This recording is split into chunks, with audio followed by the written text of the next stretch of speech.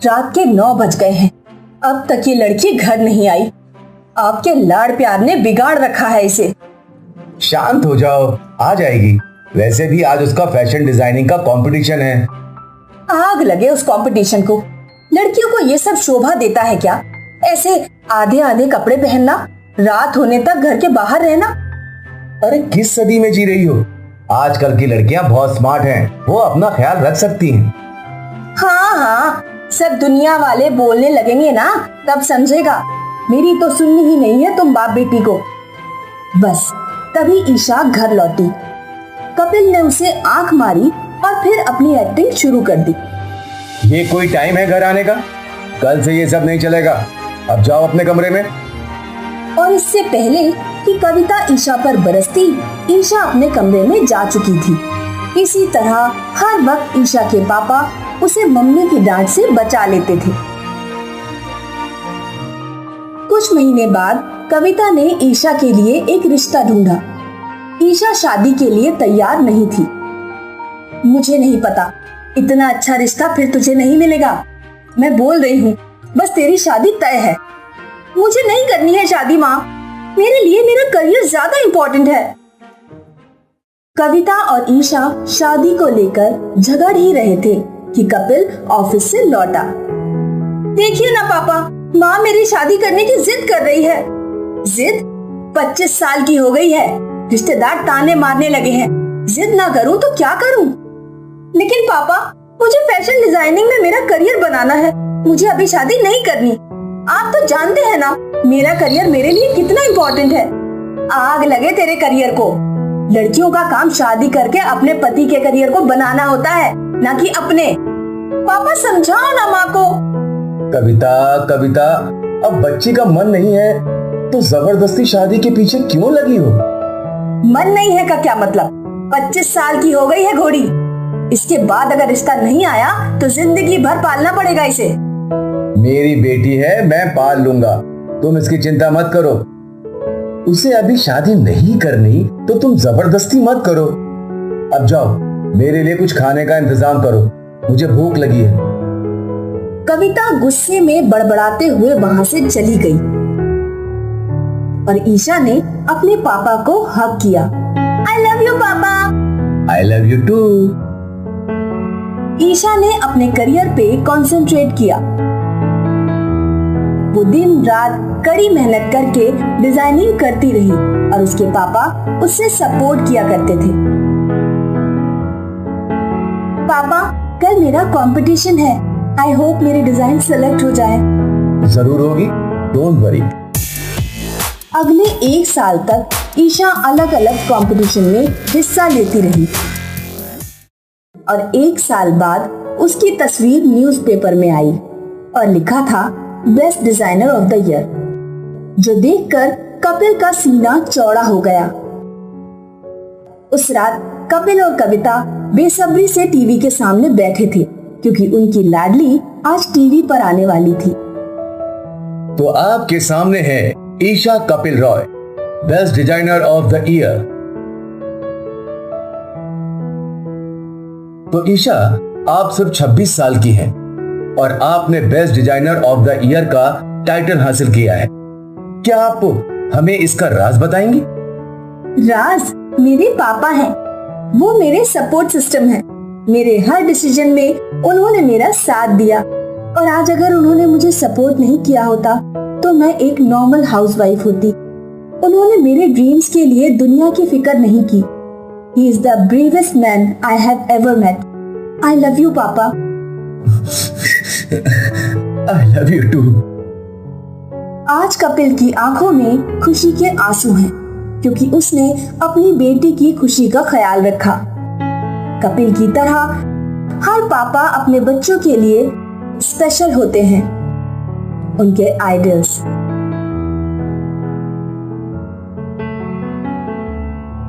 आज fathers day पर हम कपिल जैसे हर फादर को सलाम करते हैं जिन्होंने अपने बच्चों का फ्यूचर बनाने के लिए कड़ी मेहनत की। Happy father's day. Imported imported दूल्हों की आजकल बड़ी डिमांड है। ये है मिस्टर चड्ढा, जिन्होंने अपनी बेटी माया के लिए एक इम्पोर्टेड दूल्हा ढूंढ लिया है और आज वो उनके घर आने वाला है। सब तैयारियां हो गई ना? कुछ कमी नहीं रहनी चाहिए। हाँ हाँ, मेरे हिसाब से मैंने सब कुछ बना लिया है। देखिए कितना सारा स्नैक्स बनाया है। पनीर के पकोड़े, समोसे, जलेबी, लस्सी, लड्डू। बस बस, अब ये सब उन लोगों को पसंद आ जाए। यश अपनी मॉम के साथ मिस्टर चड्ढा के घर आया। दोनों फैमिलीज ने एक दूसरे को ग्रीट किया और फिर मिसेस चड्ढा माया को ले आई। माया की ब्यूटी देखकर यश चारों खाने चित हो गया। उसे माया पहली नजर में ही पसंद आ गई। सभी लोग बातचीत कर रहे थे। बेटा, तुमने तो कुछ खाया ही नहीं। लो, समोसा, जलेबी सब यहाँ के बेस्ट हलवाइयों से मंगवाई है। हलवाई? मैं तो सिर्फ 5 स्टार होटल का खाता हूँ। पता नहीं कौन से तेल में ये सब फ्राई किए होंगे, कितने हाइजीनिक होंगे ये भी पता नहीं। आई एम फाइन, मैं ये सब नहीं खाऊंगा। कोई नहीं बेटा, नेक्स्ट टाइम याद रखेंगे।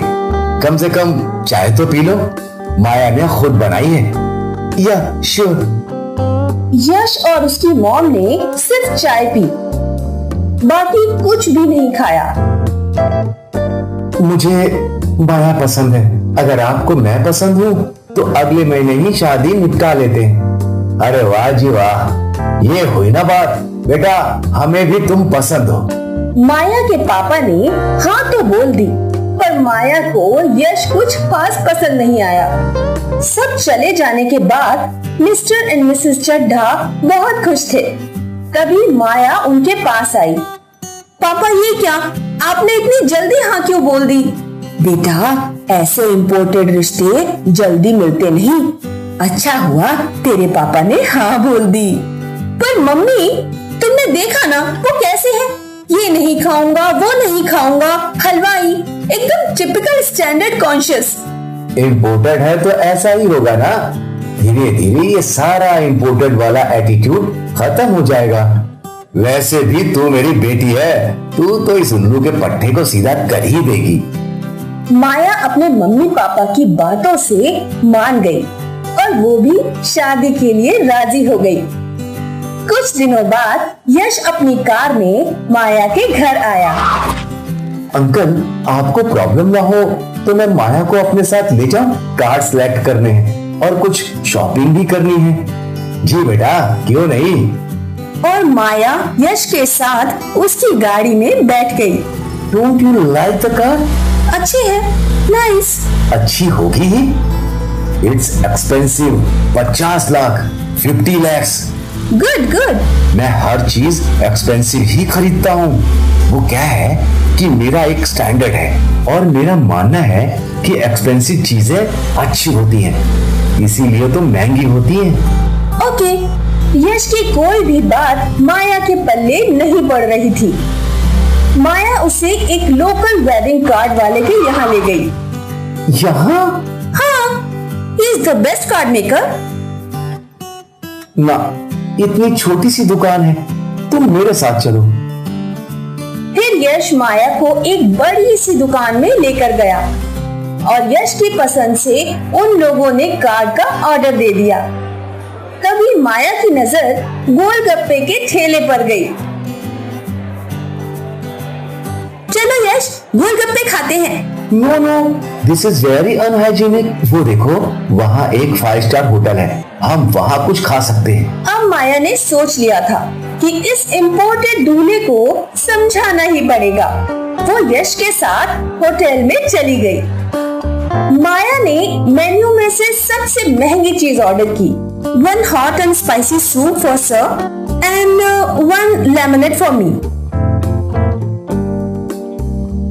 यश का सूप आया और जैसे ही यश ने सूप पिया, उसके कानों से धुआं निकलने लगा। सूप बहुत तीखा था। Give me water, it's burning। नहीं नहीं यश, ये तो नॉर्मल वाटर है। वेट, मैं सबसे महंगा पानी मंगवाती हूँ। वेटर, सबसे महंगा पानी लेके आओ जल्दी प्लीज। यश की जुबान जल रही थी, वो वेट नहीं कर सकता था और उसने वही सादा पानी पी लिया।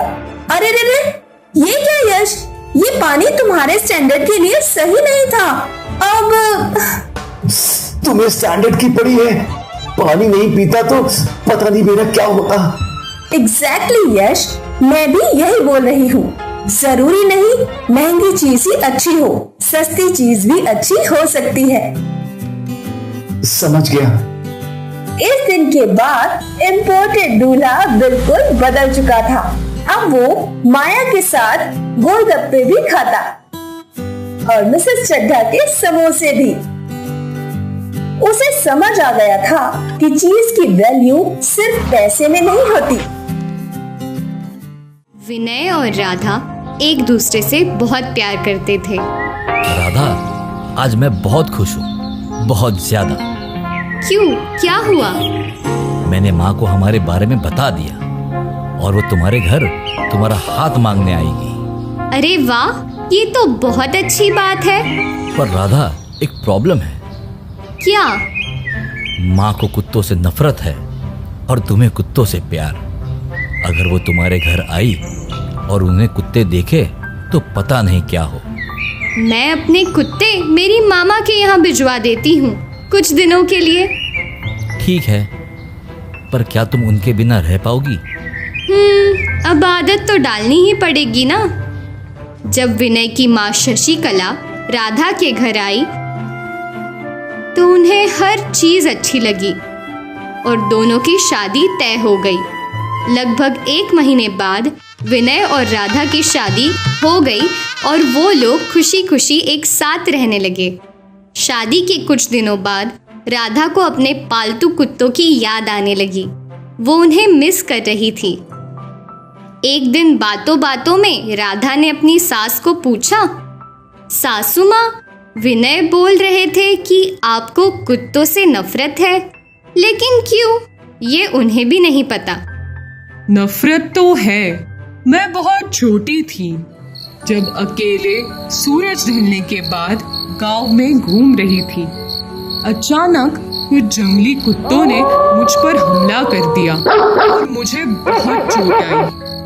बस उनमें से एक चोट का निशान अभी तक मेरे सिर पर है। ये देख, तब से मुझे कुत्तों से नफरत है। ठीक है। अब राधा क्या कर सकती थी? उसके पास कोई पर्याय नहीं था।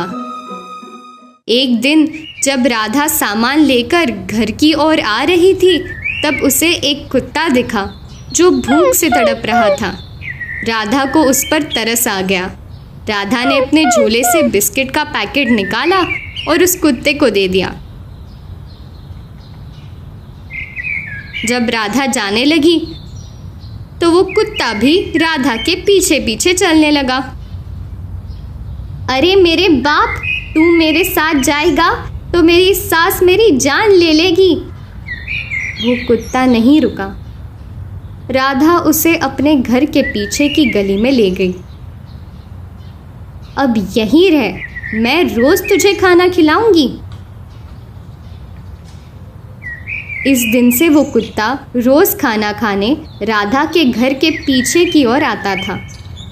कभी कभार इस कुत्ते की भौंकने की आवाज राधा की सास को सुनाई देती। ये कौन सा नया कुत्ता आ गया है गांव में? रोज भौंकते रहता है। मैं भगाती हूँ उसे, आप आराम कीजिए। और राधा चुपके से रसोई से रोटी निकालकर कुत्ते को खिलाने के लिए ले जाती थी। बहुत जल्दी राधा और वो कुत्ता दोस्त बन गए थे। एक रात जब सब सो रहे थे, तब राधा के घर में चोर आए।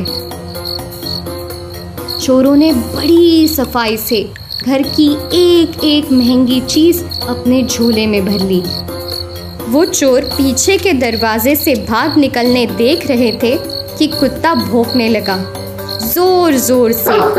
भौंकने की आवाज से घर वालों की नींद खुली। चोर हड़बड़ाकर भाग निकलने देख रहे थे कि कुत्ता उन पर झपटा और उन चोरों की झोली वहीं गिर गई। लोगों को आता देख चोर भाग निकले। वो झोली कुत्ते ने खींचकर राधा को दे दी। ये देखकर शशिकला को भी अचंभा हुआ।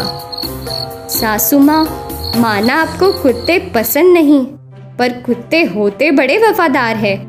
इस बेचारे को मैं छुप छुप कर रोटी खिलाती थी और देखिए इसने हमारा सारा धन हमें लौटा दिया।